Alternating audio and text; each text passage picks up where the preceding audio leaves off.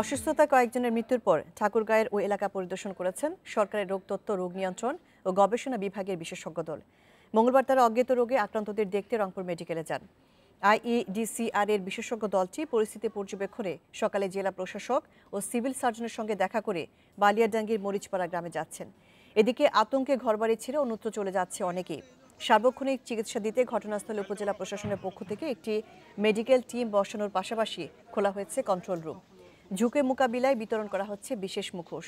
ওই এলাকায় ৩টি শিক্ষা প্রতিষ্ঠান বন্ধ সহ জনগণের চলাচলে সাময়িক নিষেধাজ্ঞা বহাল রয়েছে। বালিয়াডাঙ্গিতে ৯ ফেব্রুয়ারি থেকে ১৫ দিনের মধ্যে অসুস্থতায় মারা যান ৫ জন, আর ৭ জন অসুস্থ হয়ে রংপুর মেডিকেলে চিকিৎসাধীন। একই সঙ্গে আরেকটা টিম আইডিসিআর এর রাজশাহীতে কাজ করছিল, ওরা আজকে রওনা দিচ্ছে। ওরা সন্ধ্যার সময় ঠাকুরে পৌঁছাবে। ওরা কাল থেকে শুরু করবে, হয়তো ২-৩ দিনের কাজ করতে সময় লাগবে। এরপর তারা ঢাকা যাবে, ঢাকা যেয়ে তারা একটা রিপোর্ট দিবে ওখানে, এবং স্যাম্পলের রিপোর্ট আসার পরে আমরা জানতে পারবো যে আসলে কী ঘটনাটা ছিল।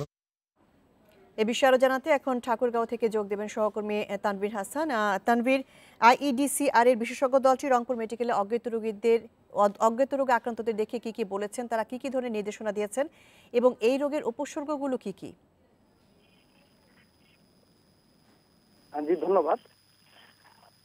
ঠাকুরগাঁও বালিয়াডাঙ্গি মরিচপাড়া এলাকায় যে ৫ জন অজ্ঞাত রোগে মৃত্যু ঘটেছে, যে মেডিকেল টিম আজকে ওই এলাকায় পরিদর্শন করেছেন, ওই মেডিকেল টিম প্রথমে মৃত ব্যক্তিদের বিভিন্ন ব্যবহারের কাপড় চোপড়, আসবাবপত্র এইসব সংগ্রহ করেছেন নমুনা হিসেবে, এবং এলাকাবাসীকে এটুকু পরামর্শ দিয়েছেন যাতে আতঙ্কিত হওয়ার এটা কোনো বিষয় নেই। তাছাড়া তারা একটি জিনিস বলছেন, এটি কোনো ভাইরাস নয়, কারণ ভাইরাস যদি হয়ে থাকে তাহলে এটা দ্রুত বিস্তার লাভ করবে, কিন্তু যেহেতু ৩ দিনও কোনো ওই বিস্তার লাভ করে নাই, সেহেতু এটা ভাইরাস নয়। এবং রাজশাহী থেকে আরেকটা টিম আজকে সেই বালিয়াডাঙ্গি এলাকায় আসবে, এবং এই যৌথভাবে তারা বিভিন্ন নমুনা সংগ্রহ করবেন, এবং নমুনা সংগ্রহ করে রোগ নির্ণয় কেন্দ্রে ঢাকায় প্রেরণ করে ল্যাবে পরীক্ষা করে তারা তখন বিষয়টি খোলাসা করবেন আসলে এটা কোন রোগ বা কি কারণে এই মৃত্যু ঘটনাটা ঘটেছে। নতুন করে এই রোগের উপসর্গ কি কারোর মধ্যে দেখা গিয়েছে?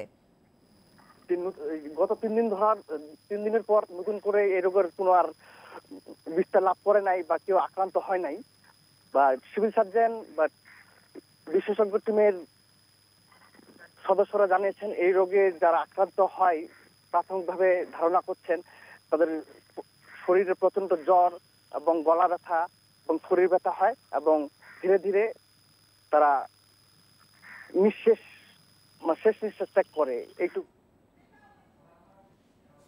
ঠাকুরগাঁও থেকে বলছিলেন তানভীর হাসান।